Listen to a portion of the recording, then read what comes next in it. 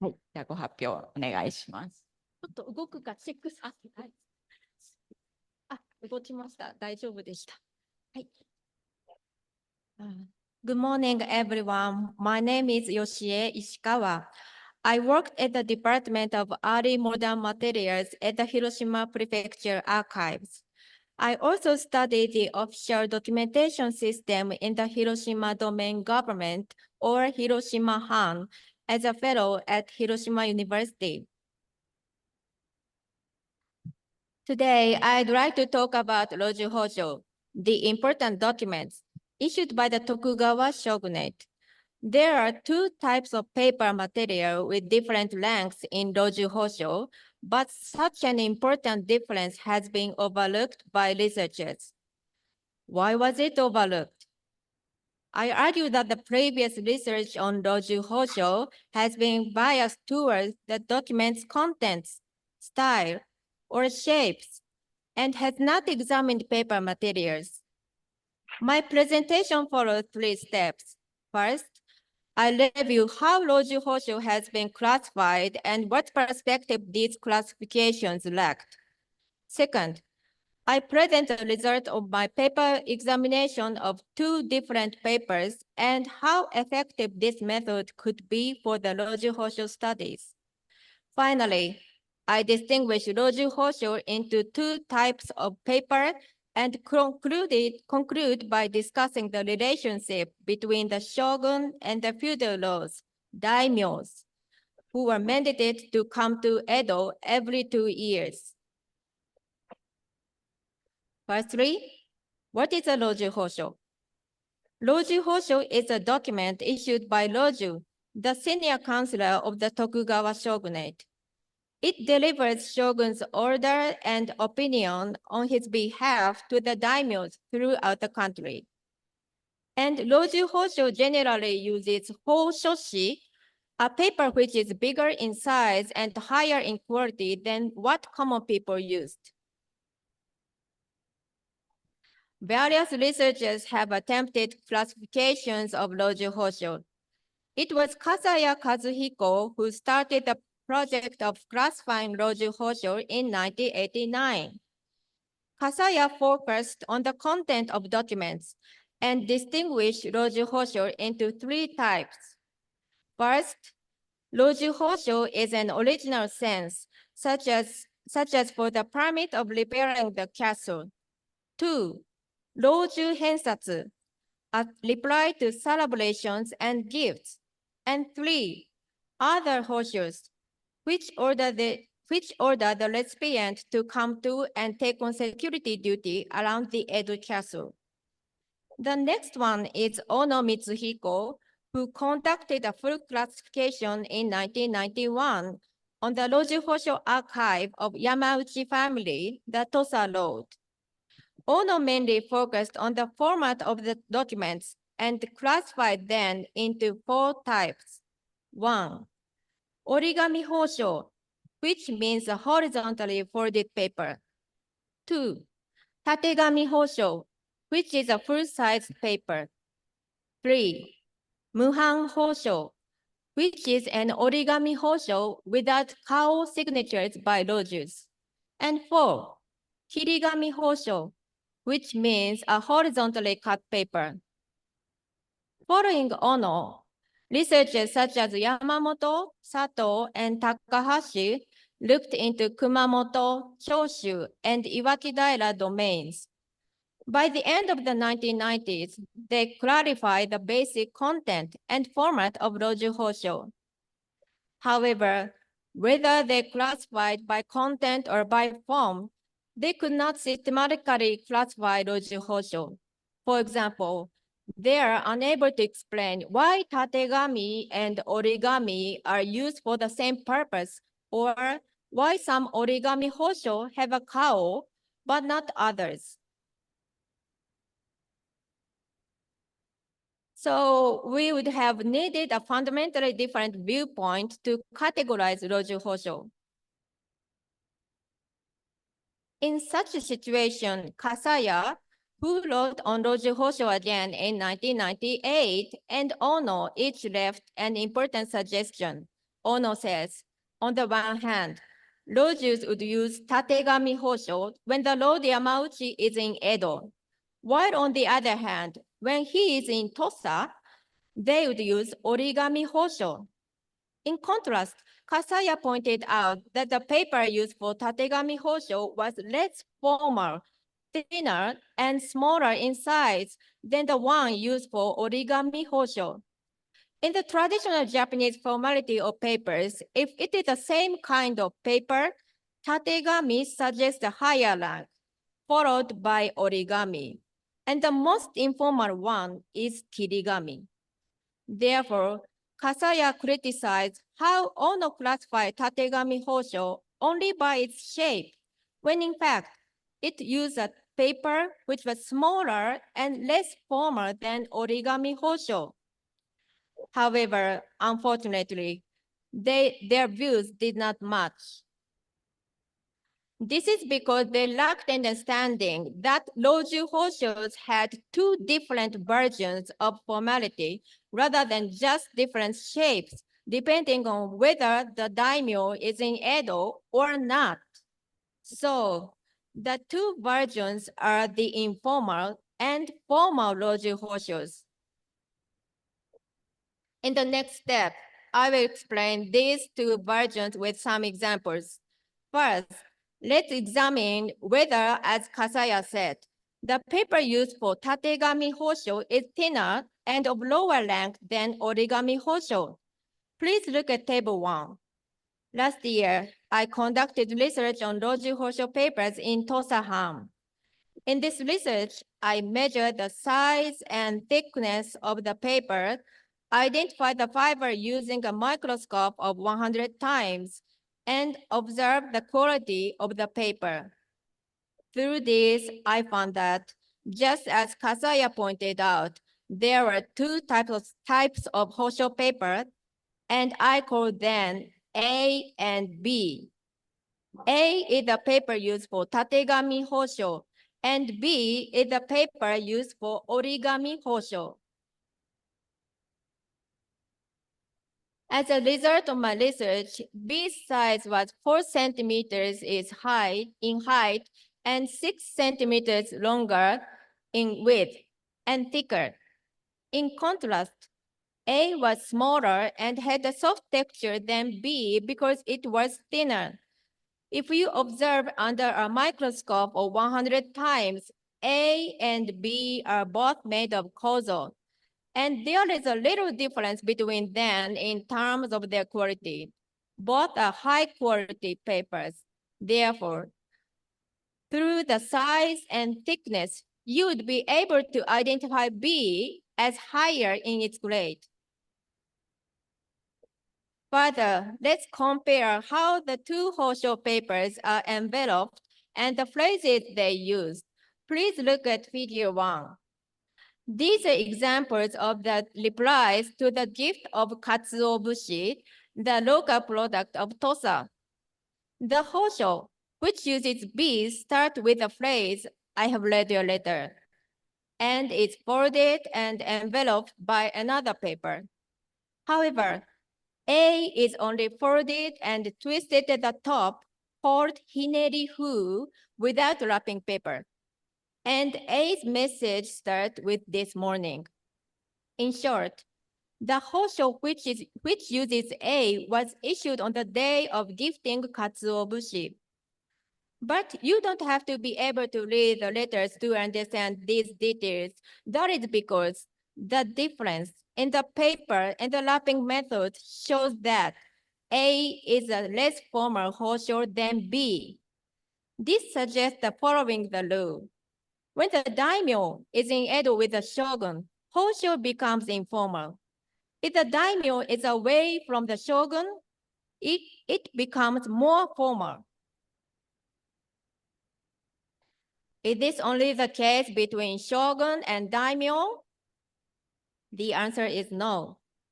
You have the same phenomenon between the family of the Hiroshima domain lord and their vassals. Please look at figure 2 and its two illustrations. They illustrate hoshos from Hiroshima Han, which use pale pink paper. What is the difference between the two? Looks like a spot the difference game. Put simply, there is a difference in the way each document is concluded, whether there is a cow signature and a lapping method. Both documents are replies from the vessels who were serving the Lord and his wife Suehime. They are replying to Imanaka Daigaku and upper rank vessels who celebrate the first entrance of the domain road and deliver the celebration gift. The top one is a reply from the side of the Lord. It only describes the message, and it ends with "that is all," and it is an informal thanks letter. The one below is from the Suehime side. It starts with greetings, and the ending is respectfully, and the letter has a cow signature. It is an elegant thanks letter. However, I could not figure out why one letter is casual and another is a more polite version of Hosho for a year. Was it because Suehime was a daughter of shogun? Or is it because of the gender difference? I tried every possibility, but could not find the rule that applies to all Hosho examples. In the end, the answer was ridiculously simple. The Lord, who just entered his domain, and Imanaka Daigaku were in the same place, Hiroshima. So the Hosho became informal. While Suehime and Imanaka were away from each other between Edo and Hiroshima, so it became a formal Hosho. It was exciting that this rule does apply to Roju Hosho. The two kinds of paper of Roju Hosho visualize the difference in this way. On the one hand, Hosho becomes informal when the shogun and the daimyo in the same place, and on the other hand, it becomes formal when they are away from each other. Finally, I reclassify the Roju Hosho through the main and the domain version respectively. The order to come to the castle and the duty notices are specific to the Edo version.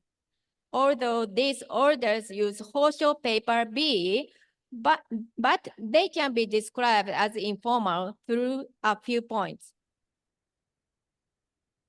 For example, until the daimyo attend the rank Jiju, the order to come to the Edo castle uses kirigami paper of B.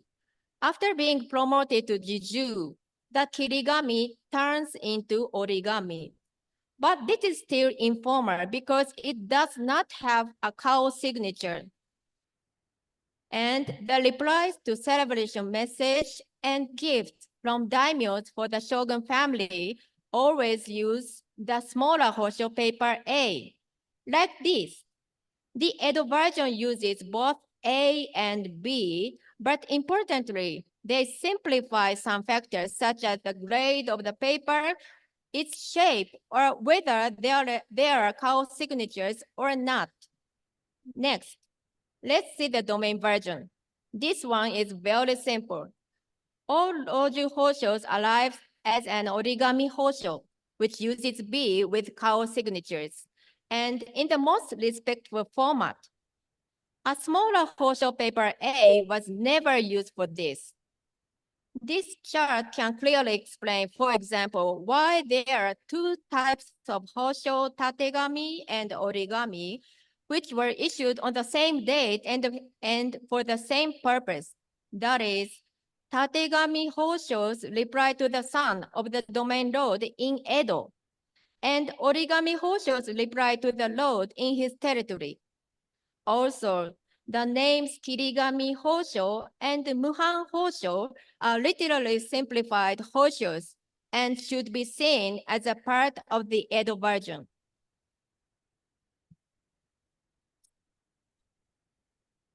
So my conclusion from this presentation are the following. By focusing on the difference in size, thickness, and the purpose of two types of Hosho paper, we can understand the rule of how Roju Hoshos are made. And this rule is Edo version is simple, domain version is more polite. And the two types of paper materials can be provide an interesting perspective on the system of Sankin-kotai, which mandated the daimyo to travel between his domain and Edo. Indeed, the shogun had a powerful authority and stood at the top of about 260 daimyos. However, because the shogun is not an emperor himself, he is essentially just another daimyo named Tokugawa. When other daimyos were in Edo, he issued informal hoshos representing his dominance. But after they said farewell to return to their domains, the shogun sent them respectful, formal Roju hoshos. I would like to know if there are similar cases in your region. Thank you for listening to my presentation.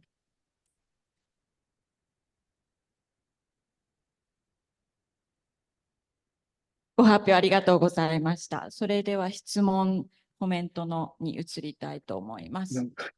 Now time for questions and comments.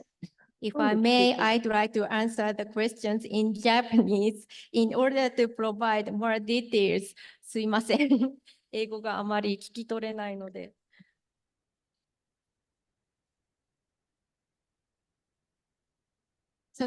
こちらで佐々木先生先。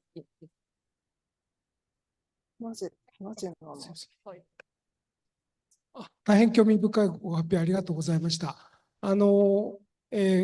結論やなんかよく分かったんですけども、お伺いしたいのは、その調査された山内と浅野は、国持大名のクラスですよね。で、それはその大名家一般化できるのでしょうか。そのやっぱり大名家の価格との関係っていうのがあり得るのかどうなのかっていうところをちょっとお伺いしたいんですけども。はい、ありがとうございます。まず資料として、長期にわたる、調査が可能なのは限られております。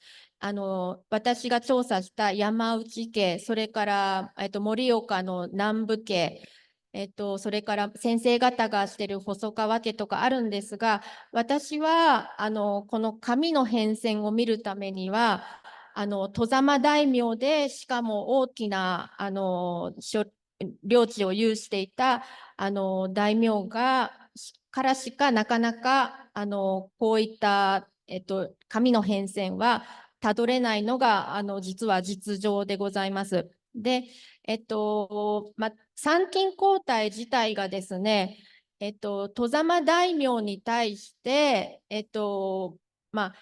ある程度型が決まっていた。他の大名、小大名たちは半年で動いたりしますので、1年ごとに、領地を移動するかというのも含めて、実はあまり参勤交代の実態は分かっていないと思います、私は。なので、今のご質問の、大きな大名と、小さな大名で、このセオリーが当てはまるかどうかなんですけれども、まず当てはまるとは思います。なぜかというと、広島藩でも同じような現象が見られるということは、武家の中でこういう、主君との距離によって、白令と皇令が決まるというセオリーがある程度江戸時代にはあったのでしょう。で、この、今日発表したセオリーが固まったのは、私の調査では、元禄3年以降です。それまではとても不安定な紙の状態、それから紙のサイズもちょこちょこっと違います。で、私も今日皆さんに教えていただきたいのが、なぜ元禄3年以降にこのセオリーが固まったのかっていうようなことをヒントをいただけたらと思ってるんです。老中偏差、お返事ですね。謙譲と、それから挨拶に対する将軍家に対する献上品と挨拶に対する、老中の偏差に関しては漢文年間から、その江戸バージョンとドメインバージョンが固まってきますけれども、私が示した先ほどの、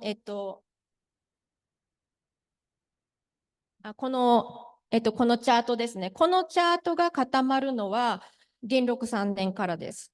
でも他の、大名で、追跡調査も必要なんですけれども、実際に調査したのは山内家で、目録だけで、調査したのは南部藩なので、この2つの、藩は長期にわたる老中報酬を有してますので、まず、この傾向が、元禄3年から定まったのではないかと思っています。すみません、お答えになってないかと思いますけれども、ありがとうございます。ありがとうございます。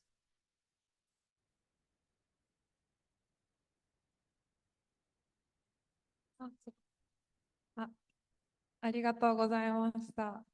すごい私全然紙のことが全くわからないのですごく基本的な質問になってしまうかもしれないですけど、なんか私の印象では紙が薄い方が高級なのかなと、だからよりなんていうのかな、なんかリスペクトみたいな印象を受けたんですけど、それはなんかでも距離が遠い方が厚くて距離が近い方が薄いっていうことだったので、運ぶ時のなんていうのかな、運ぶときに熱い方が持つというか、そういったこともなんか関係しているんでしょうか。ちょっと質問がまとまってありがとうございます。まず確認したいのが、一種類の紙においては、ごめんなさい。紙の、種類によって、ちょっと違うんですけれども、薄くて小型な、今回は薄くて小型な紙が江戸バージョンに使われている。で、ドメインバージョンには厚くて大きな紙が、使われている。で、これは皆さんご覧になったことがあるかわかんないんですけど、老中報酬はすごく硬くて厚くて、ちょっと虫が入り込みにくい感じの硬さに、なっています。かといってカチカチというわけではないんですけれども、なので領地に運ぶときにやっぱり薄いものより厚くてそれから包み紙に包んでいる方が正式であって運びやすい。それからひねり風ができるのはその薄い包書紙じゃないかと私は思ってます。大きな包書紙では上がひねり風にはできないんですね。ツイストでできないんです。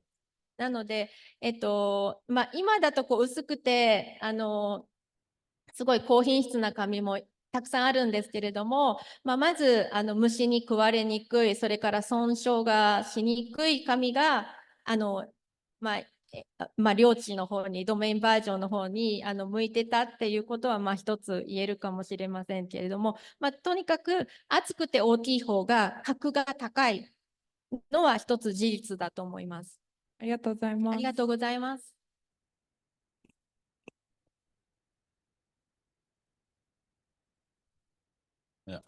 鹿島で。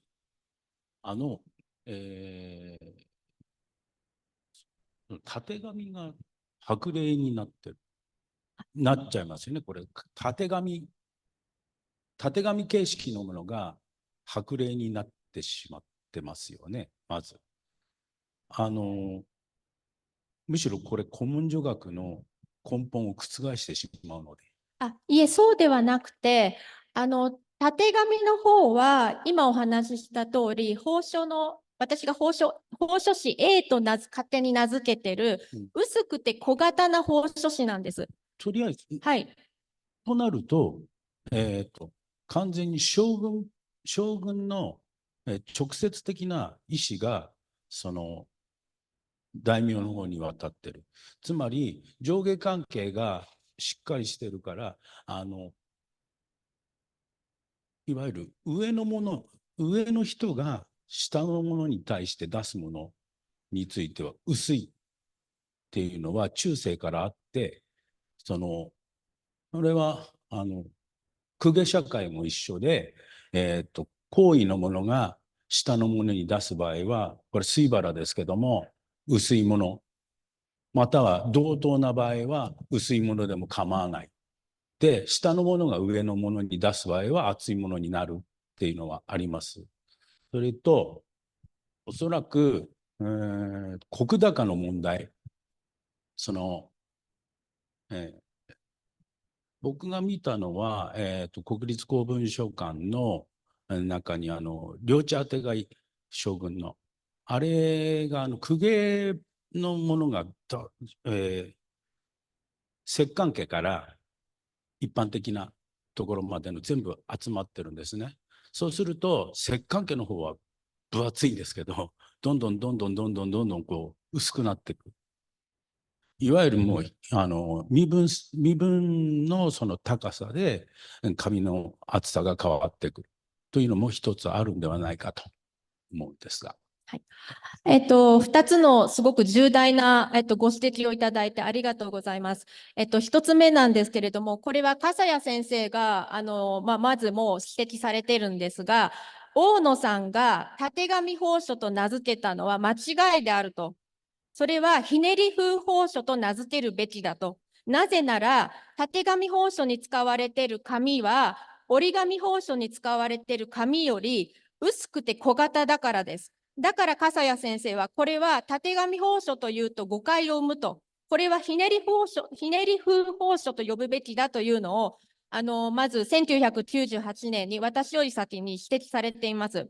で、もう一つ重要なご指摘をいただいたんですけれども、まだこの私のセオリーは、石高を調べ尽くしていません。